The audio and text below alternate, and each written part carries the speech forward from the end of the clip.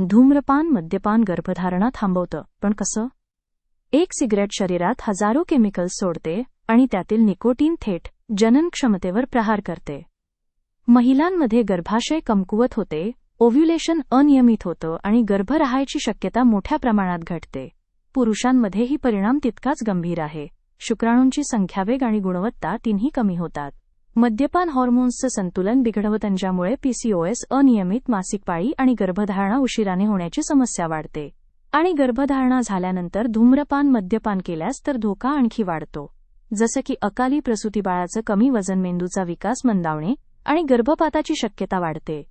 धूम्रपान करणाऱ्या आईच्या पोटातील बाळाला पुरेसा ऑक्सिजनही मिळत नाही, ज्याचा त्याच्या वाढीवर थेट परिणाम होतो. आई-बाबा होण्याचा सुंदर प्रवास सुरक्षित ठेवायचा असेल तर एकच निर्णय पुरेसा आहे. धूम्रपान आणि मद्यपान आजच थांबवा. निरोगी बाळ तुमची वाट पाहत आहे.